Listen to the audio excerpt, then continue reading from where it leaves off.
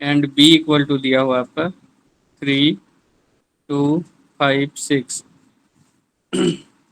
इस तरह से अगर आपका दिया हुआ है तो अगर हम लोग पहले ए प्लस बी निकालते हैं, ए प्लस बी निकालेंगे 2 + 3 हो जाएगा 5, 3 + 2 हो जाएगा 5, 4 + 5 हो जाएगा 9, 5 + 6 हो जाएगा 11।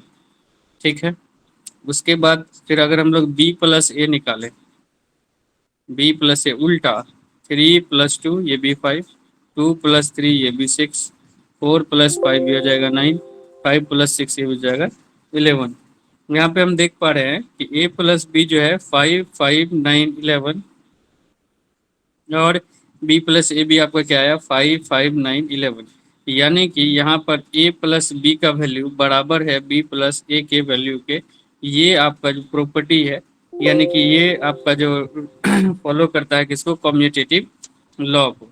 सिंपली कभी भी कम्यूटेटिव लॉ से अगर क्वेश्चन सॉल्व करने बोलेगा तो ए प्लस बी बराबर बी प्लस ए करेंगे। ये हो गया कम्यूटेटिव लॉ ऑफ एडिशन। ठीक है। उसके बाद दूसरा है आपका associative law. Associative law of addition, हम लोग एडिशन ही पढ़ रहे हैं। एसोसिएटिव लॉ क्या होता है कि अगर आपके पास तीन मैट्रिक्स है, a equal to a i j, b equal to b i j, और सी इक्वल टू आपके पास है सी आई जे। तो अगर इसको हम एसोसिएटिव लॉ से अगर इसको डिफाइन करना चाहें, इसको बनाना चाहें, तो ये हो जाएगा ए प्लस बी ब्रैकेट में plus c equal to a plus b plus c जो है वो ब्रैकेट में। ठीक, यही होता है आपका एसोसिएटिव लॉ ऑफ एडिशन। तो एग्जांपल से समझते हैं हम लोग। तो एक ले लेते हैं हम लोग, a equal to 1, 3, 2, 4, b equal to ले लिए 3, 4, 5, 6, एंड सी इक्वल टू एक वैल्यू ले लिए हम 2, 4, 1, 3। ये तीन मैट्रिक्स ले लिए हम। तो अब इसमें अगर हमको इसको एसोसिएटिव लॉ से सॉल्व करना होगा तो इसको हम सॉल्व करेंगे। तो सबसे पहले हम लोग किसको लेंगे, एलएचएस को लेंगे। इसको प्रूफ करना होगा, एलएचएस लिए। एलएचएस हमारा ए प्लस बी और प्लस सी, ये हमारा एलएचएस है। ठीक। तो यहाँ पे जब हम ए प्लस बी करेंगे तो 1 + 3 आपका हो जाएगा 4, 3 + 4 ये हो जाएगा 7, 2 + 5 ये भी हो जाएगा 7, एंड 4 + 6 ये हो जाएगा 10, और प्लस सी का वैल्यू जो है आपका 2, 4, 1, 3 ये है। फिर इसको ऐड करेंगे हम लोग तो 4 + 2 हो जाएगा 6, 7 + 4 हो जाएगा 11, 7 + 1 हो जाएगा 8, 10 + 3 हो जाएगा 13। ये आपका वैल्यू आ गया ए प्लस बी प्लस सी का वैल्यू आ गया। ओके। अब हम लोग लेते हैं R H S. R H S जब फाइंड करेंगे तो आर एच एस है हमारा ए प्लस बी प्लस सी, यानी ए हमारा है 1, 3, 2, 4। ठीक। और प्लस बी प्लस सी जब हम लोग फाइंड करेंगे, बी प्लस सी में 3 + 2 यहाँ पे हो जाएगा 5, 4 + 4 हो जाएगा 8, 5 + 1 हो जाएगा 6, 6 + 3 हो जाएगा 9।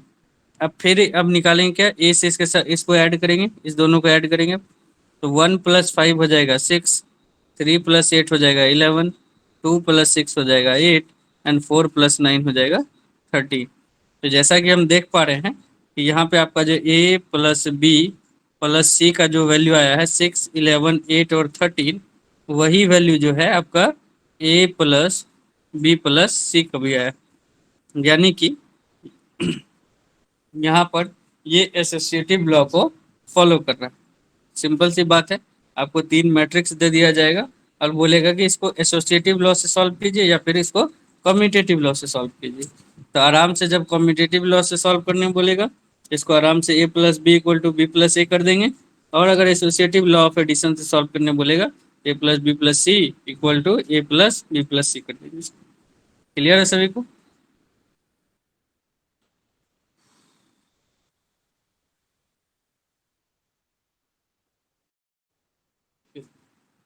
आगे बढ़ते हैं इसके तीसरे प्रॉपर्टी की ओर। ओके दीपक, ऋषु, सभी लोग एक्टिव रहा कीजिए क्लास में। तो टाइम फिक्स नहीं करते हैं सर आप? क्या बोले? तो टाइम फिक्स नहीं करते हैं सर आप? देखिए टाइम का क्या है ना, टाइम 2 से 5 तक का आपके क्लास का टाइम है, लेकिन अभी ऑनलाइन क्लासेस के कारण है सर कल थोड़ा सा टाइम का शेड्यूल गड़बड़ा गया है, कल तो छूट गया मेरा था क्लास, क्लास जो। यही कारण से। बोलिए। जी सर, कल छूट गया था यही कारण से, टाइम के कारण से। अच्छा वैसे मेरा टाइम जो है ना वो आपका यही टाइम है, मतलब जो रूटीन में टाइम बना है मेरा। तो जी हम अगर किसी अदर टाइम में लेंगे तो कम से कम 1 घंटा पहले आपको हम इन्फॉर्म कर देंगे, मिनिमम 1 आवर पहले। अगर टाइम चेंज हुआ नहीं तो इसी टाइम में चलेगा आपकी क्लास। ठीक है। ठीक। चलिए, तो अब हम लोग तीसरा देखते हैं। इससे दो देख लिए हम लोग, कम्यूटेटिव एंड एसोसिएटिव देख चुके हैं। तीसरा देखेंगे, existence of additive identity. Existence of additive identity, इसमें क्या होता है, इसको आप थ्योरी टाइप का है। किसी भी मैट्रिक्स में जीरो मैट्रिक्स से हम लोग ऐड करेंगे तो फिर वही मैट्रिक्स हमारा आता है। ए प्लस ओ मैं यहाँ पे मान लेते हैं कि एक जीरो मैट्रिक्स है। जीरो मैट्रिक्स आपको हम बता दिए हैं कि वैसा मैट्रिक्स जिसका सभी एलिमेंट क्या हो, जीरो हो। Equal to zero plus A equal to हमारा क्या आएगा, ए ही आएगा। यही हमारा कहलाता है एग्जिस्टेंस ऑफ एडिटिव आइडेंटिटी। है तो बहुत इजी चीज, लेकिन हाँ नाम देख करके लगेगा नहीं बहुत टफ है। इसमें भी हम एक मैट्रिक्स ले लेते हैं, 1 2 3 4, ये मैट्रिक्स हो गया ए। और जीरो मैट्रिक्स तो आप लोग जान ही रहे हैं, 0 0 0 0। तो सबसे पहले अगर हम ए प्लस ओ निकालते हैं, यहाँ पे लिखेंगे 1 + 0, 2 + 0, 3 + 0 एंड 4 + 0। तो ये सब जीरो से ऐड होकर के सेम एलिमेंट आपका आ जाएगा। नेक्स्ट आपका 0 + 1 करेंगे तो 0 + 1 करने के बाद क्या हो जाएगा, 0 + 1, 0 + 2, 0 + 3 एंड 0 + 4। तो ये भी आपका सेम ही एलिमेंट 1 2 3 4, यानी कि इसमें भी हमारा रिजल्ट ए ही आया, इसमें भी हमारा रिजल्ट ए ही आया।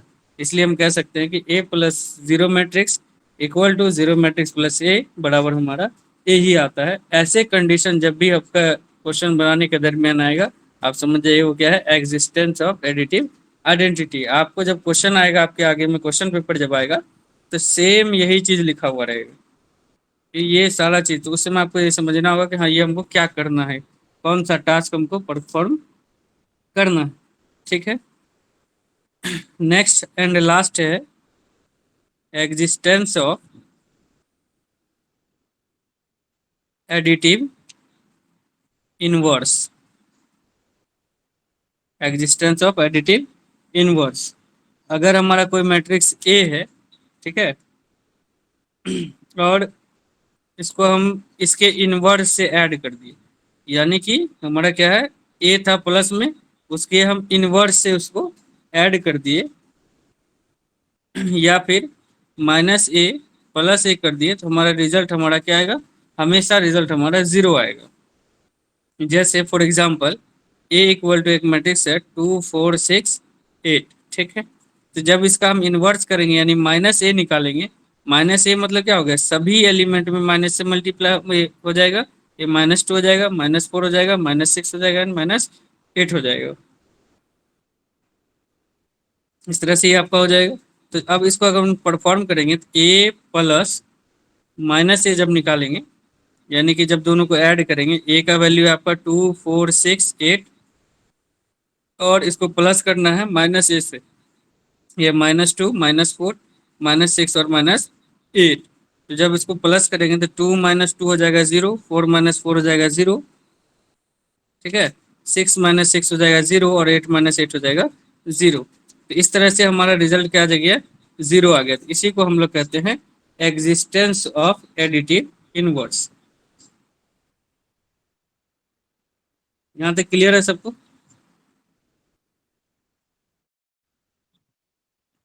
ओके ओके, चलिए आगे बढ़ते हैं। ये सब इजी चीज है जो आपको आसानी से समझ में आ जाएगी, बहुत ज्यादा समय नहीं लगेगा क्योंकि सिलेबस बड़ा है। तो चलिए,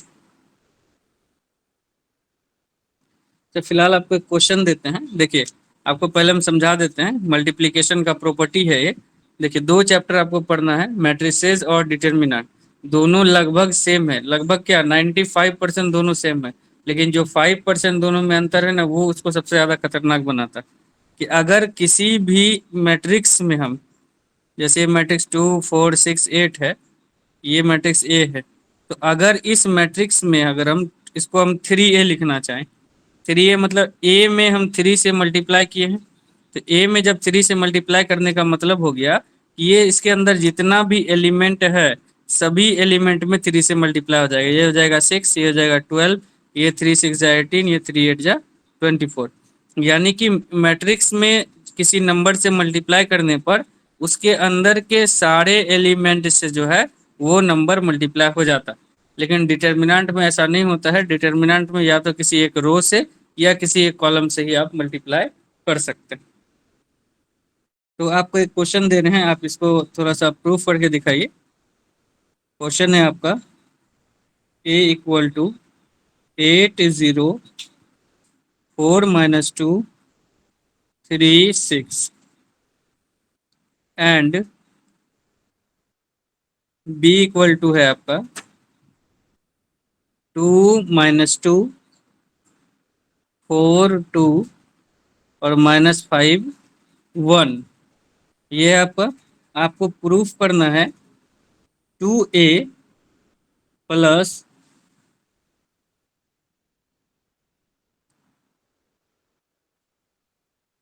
थोड़ी प्रूफ करना, 2A + 3x बराबर 5B। आपको फाइंड करना है x का value, find x। 2A + 3x equal to 5B में आपको x का वैल्यू फाइंड करना है, x कितना होगा। इसके लिए हम आपको देंगे पूरे 120 सेकेंड, और आपका समय शुरू होता है अब।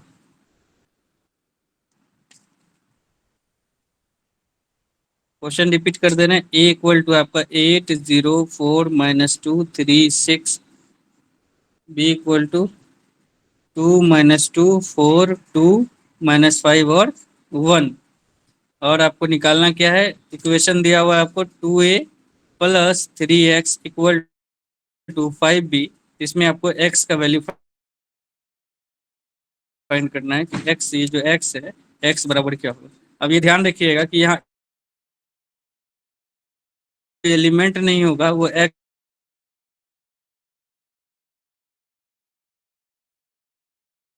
हिंट कर दिए।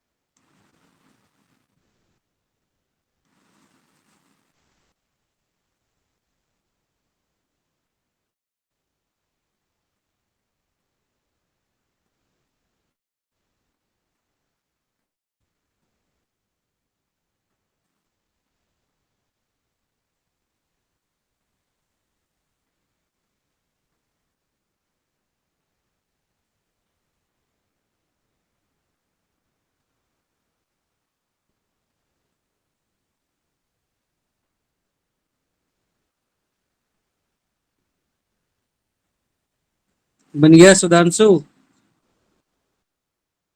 जी हाँ।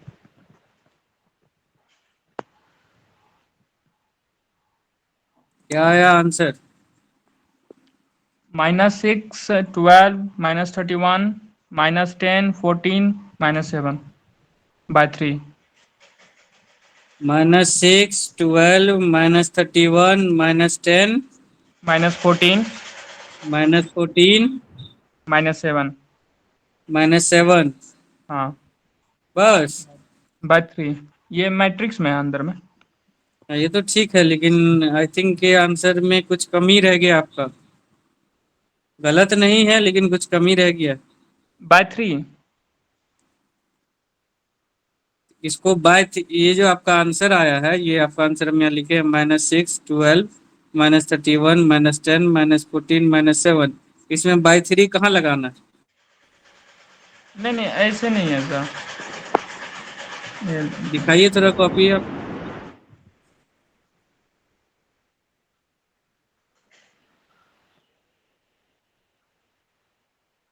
अच्छा, इसमें ऐसे बाय 3 लगाएंगे, ऐसे? हाँ, ऐसे ही लगा हुआ आपका। हाँ, -6, 10 -6 है, है, हाँ। उसके बाद 10, 10 है, उसके हाँ। बाद 12 है, 12, 14, उसके बाद 14 है, -31 है, और लास्ट में -7 है। ठीक है, पूरा होल का बाय 3 है। हाँ। चलिए ठीक। ये यहाँ पर नहीं होगा। इसको जो है ना, आपका अंदर का आंसर सही आया है। ये आपका इसको जो है ना, जैसे अगर कोई नंबर हमारा लिखा हुआ रहता है, जैसे लिखा हुआ है x/3, इसको हम हाँ, लोग ऐसा लिख सकते हैं क्या कि 1/3 इंटू एक्स, ऐसा लिख सकते हैं ना? हाँ, लिख सकते हैं, तो इनटू में हो जाएगा। वन हाँ, ये वन बाय इसको थ्री यहाँ इंटू। ये 1/3 आपका यहाँ आ जाएगा, और ये हाँ, वन बाई इंटू। थ्री ये सब एलिमेंट के साथ मल्टीप्लाई हो जाएगा। हाँ, हाँ, मल्टीप्लाई हाँ, हाँ। करने के बाद देन आपका फाइनल आंसर आएगा। तो इस सब 1/3 को सभी एलिमेंट के साथ मल्टीप्लाई कीजिए, कि जैसे यहाँ 6 है, ये कटेगा, 12 है, कटेगा, तो कटा हाँ, करके जो फाइनल आंसर निकालिए। ठीक।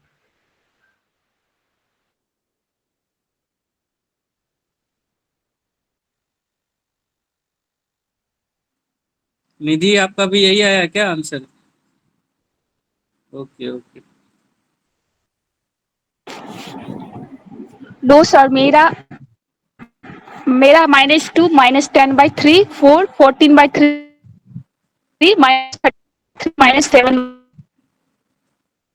थोड़ा धीरे बोलिएगा तो हम भी सुन लेंगे। -2, 10/3। 10/3, नेक्स्ट? 4, 4, 4, 14/3, 14/3, -31/3, -31/3, -7/3। -7/3 सही है। और किसी का है आंसर? ठीक है सुधांशु, आपका।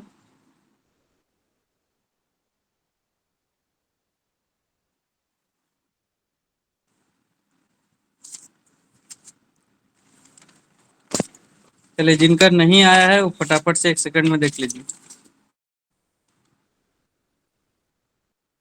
चलिए, मिलन कुमार का आगे है। देखिए, आपको हम क्वेश्चन दिए थे A = 8, 0, 4, -2, 3, 6। B = आपको क्वेश्चन दिए हम 2, -2, 4, 2, -5 और 1। और आपको निकालने बोले 2A + 3x = 5B। इसमें आपको फाइंड करना था x बराबर क्या होगा। तो इसको सिंपली हम लिख सकते हैं। इस इक्वेशन को अगर हम लोग सॉल्व करेंगे, तो इसको हम लिखेंगे 3x = 5B - 2A। और उसके बाद x = 1/3 5B - 2A। ठीक है, उसके बाद आगे बढ़े तो 1/3, उसके बाद यहाँ आपका 5B जो होगा, इसको ब्रैकेट में लिखेंगे 5B। यानी बी के सभी एलिमेंट में क्या हो जाएगा, 5 से मल्टीप्लाई हो जाएगा। तो मल्टीप्लाई करके लिखेंगे तो 5 2 ज़ा 10, 5 इंटू -2 -10, 5 4 ज़ा 20, 5 2 ज़ा 10, 5 5 ज़ा 25, 5 1 ज़ा 5। ये आपका 5b का वैल्यू आया। इसमें जब माइनस करेंगे तो 2a मतलब इसके सब अंदर के सब एलिमेंट में 2 से मल्टीप्लाई हो जाएगा। 2 8 जा 16, फिर ये 0, 2 4 जा 8, 2 2 जा 4 माइनस के साथ, 2 3 जा 6, 2 6 जा 18 हो गया। इसको जब हम सॉल्व करेंगे तो इसको माइनस करना, 10 में से 16 जाएगा, -6 बचेगा, -10 -0 तो -10 ही हो जाएगा आपका। 20 में से 8 माइनस करेंगे तो ये आपका हो जाएगा 12। 10 में से 4 माइनस करेंगे तो देखिए माइनस माइनस प्लस हो जाएगा, तो 10 4 हो जाएगा 14, -25 -6 ये हो जाएगा -31, और 5 -18 जो हो जाएगा ये आपका 18, 2 6 के 12 होता है, सॉरी। तो 5 में से 12 माइनस करेंगे तो -7 हो जाएगा ये। ठीक, अब ये जो 1/3 है, हम बताए थे कि बाहर का जो एलिमेंट है वो अंदर के सभी एलिमेंट के साथ मल्टीप्लाई होगा। तो जब हम इसको -6 इंटू 1/3 करेंगे, -6 इंटू 1/3, तो 3 1 जा 3, 3 2 जा 6 कट जाएगा। यहाँ पे आपका हो जाएगा -2। 3 से 10 नहीं कटेगा तो ये डायरेक्ट लिखेंगे इसको -10/3। 12 कट जाएगा, 3 4 जा 12, तो यहाँ हो जाएगा 4, ये हो जाएगा आपका 14/3, और ये हो जाएगा आपका -31/3, ये हो जाएगा आपका -7/3। तो आपका ये x का वैल्यू आ गया फाइनली। ठीक है, यही है सब लोगों का।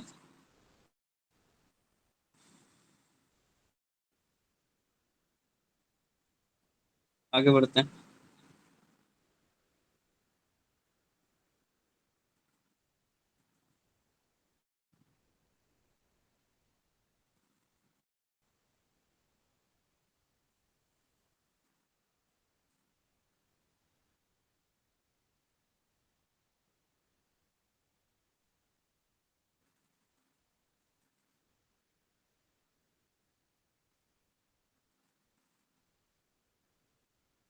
दो क्वेश्चन और दे रहे हैं। क्वेश्चन है पहला, x + y = 5 2 0 9, x - y = 3 6 0 -1। इसमें आपको x और y का वैल्यू फाइंड करना है कि find x and y। x और y क्या होगा इसमें। उसके बाद एक और क्वेश्चन है, 2 matrix x 5 7 y - 3 plus 3 -4 1 2 equal to 7 6 15 and 14। ये दो क्वेश्चन हम लिखे हैं। फिर से रिपीट कर दे रहे हैं। x + y = आपका है 5 2 0 9, x - y = आपका है 3 6 0 -1, और इसमें आपको एक्स वाई निकालना है। ये और सेकंड क्वेश्चन है आपका, 2 मैट्रिक्स में x 5 7 y - 3 plus 3 -4 1 2 equal to है आपका 7 6 15 और 14। ये दो क्वेश्चन है, इसको आप होमवर्क में लिख लीजिए। इसको आपको बना करके दोनों क्वेश्चन में आपका x और y का वैल्यू फाइंड करना है। x और y का वैल्यू फाइंड करके आप उसको सेंड कर दीजिएगा। अब आगे बढ़ेंगे। आगे देखेंगे हम लोग जो मल्टीप्लिकेशन का प्रॉपर्टीज था, जैसे अभी एसोसिएटिव प्रॉपर्टीज पढ़े थे हम लोग, उसी तरह एसोसिएटिव कम्यूटेटिव दो प्रॉपर्टीज हम लोग देखे। ठीक, तो इसी में हम आपको समझा देते हैं। छोटा सा चीज़ है, इजी है, तो ज़्यादा लिखने से टाइम वेस्ट करने से क्या फ़ायदा है। जैसे अभी थोड़ी देर पहले हम लोग पढ़े थे कम्यूटेटिव लॉ। कम्यूटेटिव लॉ ये एडिशन में हम लोग पढ़े थे। तो एडिशन था तो यहाँ पे हमारा a + b = b + a हो गया था। ठीक है, तो अब इसी की जगह, एडिशन की जगह अगर हम लोग मल्टीप्लिकेशन कर दे तो ये क्या हो जाएगा, a × b = b into a. ये है आपका कॉम्यूटेटिव लॉ ऑफ मल्टीप्लीकेशन। और अगर a plus b equal to b plus a रहे तो इसको हम लोग कहेंगे कॉम्यूटेटिव लॉ ऑफ एडिशन। ठीक है। उसके बाद था हमारा दूसरा associative law of addition. Associative law of addition में अंदर में सब जगह प्लस था। अगर हम associative law of multiplication find करेंगे, अगर करने बोल दिया तो हम इसको लिखेंगे a multiply b multiply c equal to a multiply b multiply c. ठीक है। तो ये था आपका एसोसिएटिव लॉ ऑफ एडिशन और ये है आपका associative law of multiplication. Addition में सब जगह प्लस का साइन, मल्टीप्लीकेशन में सब जगह मल्टीप्लीकेशन का साइन। बस सिंपल ये दो चीज में, ये दो प्रॉपर्टीज में ऐसा ही है, बिल्कुल सेम टू सेम, सिर्फ साइन चेंज हो जाता है। सिर्फ एक प्रॉपर्टी आपको एक्स्ट्रा पढ़ना। नेगेटिव और इनवर्स वाला सेम होगा, जैसे प्लस का इनवर्स, जैसे अभी आपको यहाँ बताए थे कि एग्जिस्टिंग ऑफ एडिटिव आइडेंटिटी, तो एग्जिस्टिव एडिटिव आइडेंटिटी था। अगर ये मल्टीप्लिकेटिव आइडेंटिटी पूछेगा तो मल्टीप्लिकेटिव आइडेंटिटी में यहाँ पर क्या हो जाएगा, ए मल्टीप्लाई, तो वो क्या हो जाएगा a multiply zero equal to zero multiply ए।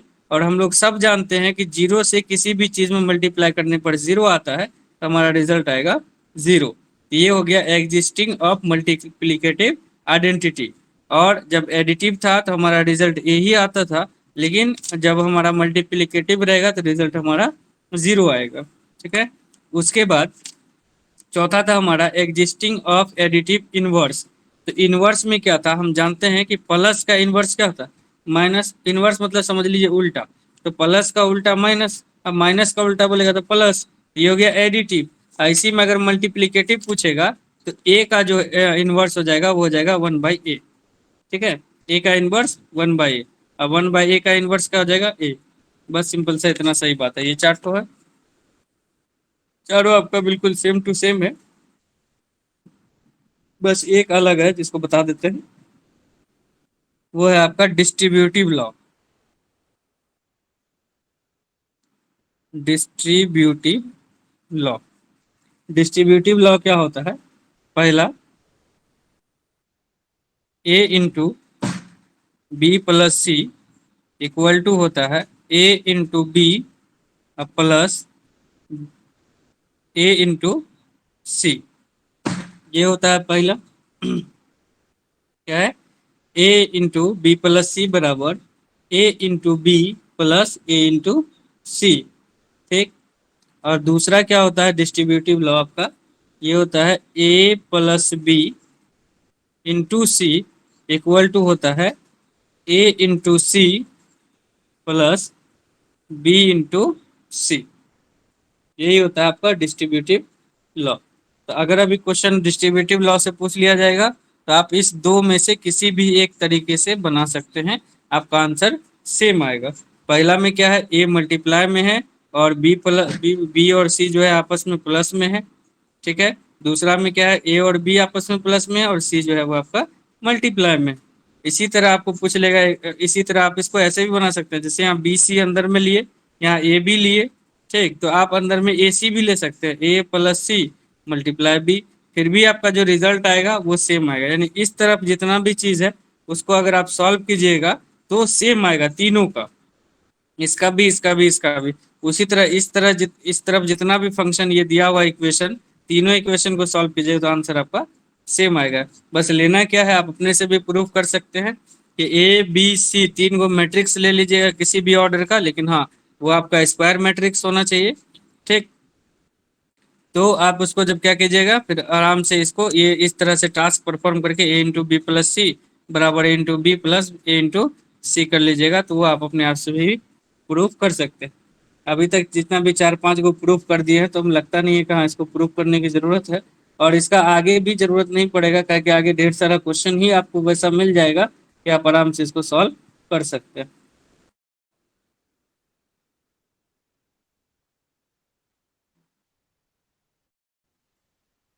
तो आपका ये सेकंड एक्सरसाइज आज कंप्लीट होता है। इसके बाद थोड़ा सा पार्ट और बच गया है मैट्रिक्स का, उसके बाद आपका ये चैप्टर मतलब 2 पॉइंट और बच गया है, ट्रांसपोज होगा एक सिमेट्री और स्क्यू सिमेट्रिक्स हो जाएगा। फिर उसके बाद आपका मैट्रिक्स चैप्टर कंप्लीट हो जाएगा। तो मैट्रिक्स चैप्टर में जितना भी था लगभग आपका 70% पोर्शन कंप्लीट हो चुका है। आप लोग क्वेश्चन सॉल्व करते रहिएगा। अभी भी हम 2 क्वेश्चन दिए हैं जिसको होमवर्क के रूप में आपको बनाना है, और कल लगभग 5 क्वेश्चन और आपको हम ग्रुप में भेज देंगे। उसको आप लोग बना करके जैसे हमेशा की तरह आप लोग व्हाट्सअप करते हैं। बहुत अच्छा कॉपरेशन है। जैसे देखिए 4th सेमेस्टर में भी मैथ्स है आपका, और 2nd सेमेस्टर में भी मैथ्स है। तो बोलना तो नहीं चाहिए, लेकिन 4th सेमेस्टर से उतना अच्छा कॉपरेशन नहीं है जितना आप लोगों से है। आप लोगों से फेस टू फेस तो हम क्लास नहीं ले पाए हैं अभी तक, लेकिन हाँ कॉपरेट आप लोग बहुत अच्छा कर रहे हैं। इसी तरह उम्मीद है कि आगे भी कॉपरेट कीजिएगा तो पढ़ाने में मजा आता है। तो आप लोग जैसे हमेशा से भेजते हैं इस होमवर्क को, और जो भी 2 4 5 क्वेश्चन आपको ग्रुप में हम भेज देंगे उसमें बना करके आप लोग व्हाट्सएप कर दीजिएगा। फिर आगे जो 2 पॉइंट बचा हुआ है वो आगे से 1 2 क्लास में कंप्लीट हो जाएगा। और जैसे ही मैट्रिक्स चैप्टर आपका कंप्लीट होगा तो ऑफलाइन तो अभी तो क्लास संभव है नहीं कुछ समय तक, तो आपका ऑनलाइन ही एक टेस्ट लेंगे। तो वो टेस्ट हम आपको 1 दिन पहले अनाउंस कर देंगे। हाँ, उस दिन आप लोग अच्छे से, मतलब उस दिन आपका लाइव टेस्ट होगा। लाइव टेस्ट मतलब आप सभी का वीडियो ऑन रहेगा। जितना भी है वीडियो कैमरा ऑन करके सामने में रख देना है, वीडियो ऑन करके तब सामने में टेस्ट देना है। ठीक है, उसके लिए भी आप लोग प्रिपेयर करते रहिएगा। बाकी जब हाँ सभी टेस्ट ले लेंगे कंप्लीट, जब आपका मैथ्स कंप्लीट हो जाएगा तब जब ऑफलाइन क्लास स्टार्ट होगी तो सभी टेस्ट से, जैसे मान लीजिए पहला टेस्ट में आपको 50 मार्क्स आया, दूसरा में टॉप की, तीसरा में, इस तरह से एवरेज निकाल के जिसको सबसे हाईएस्ट मार्क्स आएगा उसको हर साल की तरह इस साल भी सबके सामने सम्मानित करते हैं, प्राइज देते हैं। तो आप लोग भी अच्छे से मेहनत कीजिएगा ताकि आप भी अच्छे से प्राइज ले सकें। चलिए मिलते हैं अब नेक्स्ट क्लास में, तब तक के लिए thank you. Thank you, sir.